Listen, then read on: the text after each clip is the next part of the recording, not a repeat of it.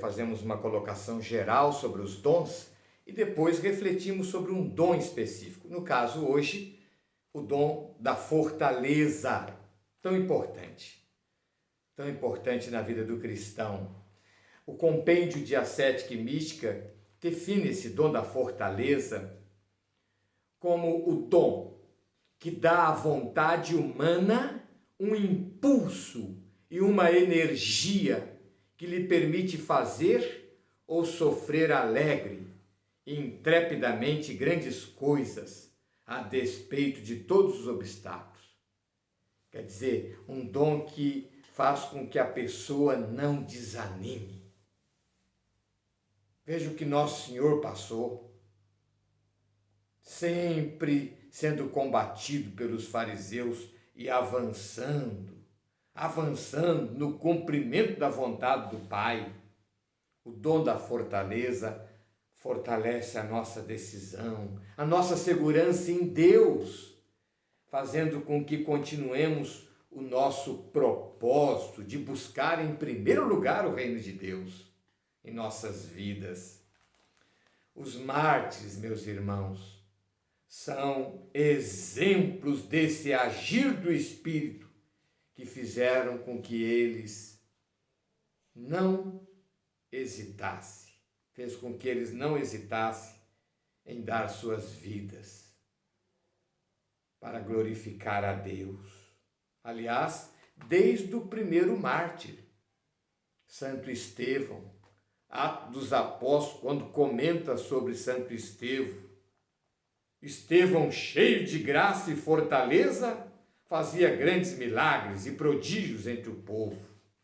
Tinha o dom da fortaleza. Foi apedrejado e morreu com palavras semelhantes à de Jesus na cruz. Senhor, não lhes leve em conta.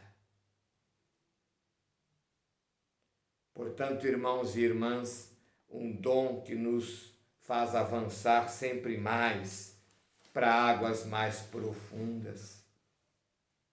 Águas mais profundas. Os mártires, como aconteceu com os mártires do Rio Grande do Norte, lá no começo da chegada dos europeus, não muito tempo depois, quando aquele grupo numa igreja reunido em oração, a igreja invadida por indígenas, instigados por holandeses que eram contra o catolicismo. Os indígenas entraram com machadinhas e aquelas pessoas não reagiram. Inclusive Mateus Moreira, patrono dos ministros extraordinários da comunhão, recebendo uma machadinha pelas costas,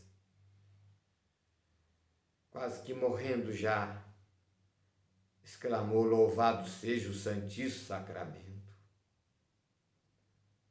Também vemos, meus irmãos, em tantos na história, mas também em outras áreas.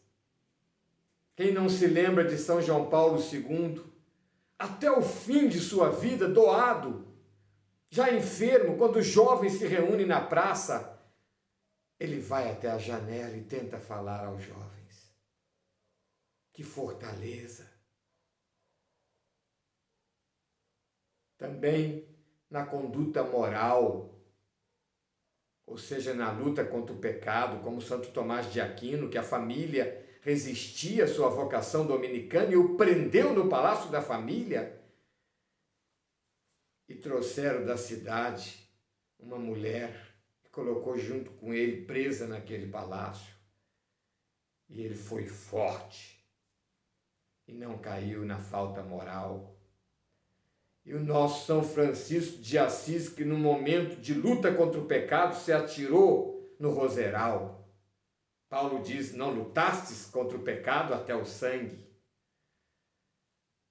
Os santos diziam: antes morrer que pecar, que ofender a Deus. É o dom da fortaleza, meus irmãos. Mas também nas coisas triviais, o nosso compêndio de ascética e mística diz: quanto mais necessário é ainda esse dom em certas profissões, em que o homem está obrigado a expor-se a doenças e à morte, por exemplo, os médicos, os profissionais de saúde. Nesse tempo de pandemia, o Papa Francisco disse: são santos da porta ao lado. Muitos poderiam até deixar de trabalhar, mas não fizeram, por amor à vida, arriscando suas vidas. Mas também outras profissões na igreja. O apóstolo Paulo, meus irmãos, nos deixou exemplo de fortaleza. De fortaleza. Ele escreveu na segunda carta aos Coríntios, capítulo 12, portanto, prefiro gloriar-me das minhas fraquezas, para que habite em mim a força de Cristo. Eis porque sinto alegria nas fraquezas, nas afrontas, nas necessidades, nas perseguições, no profundo desgosto sofrido por amor de Cristo. Porque quando me sinto fraco, então é que sou forte. O dom da fortaleza não é apenas algo da natureza humana, não. Não é algo da natureza humana. É algo que transcende a natureza humana, que a pessoa acolhe como uma graça, que a fortalece, que a impulsiona, que torna a sua decisão inabalável. Inabalável. O apóstolo Paulo aqui mesmo, um pouco antes dessas palavras que eu acabei de proclamar, no capítulo 11 da 2 Coríntios, fala tudo aquilo que ele sofreu por Cristo.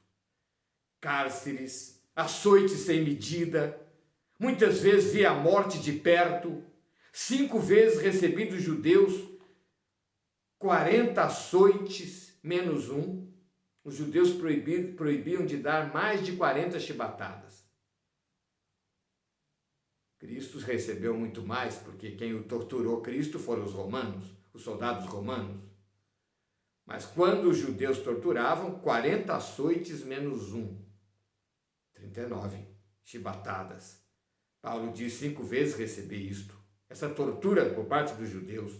3 vezes fui flagelado com varas, 1 vez apedrejado.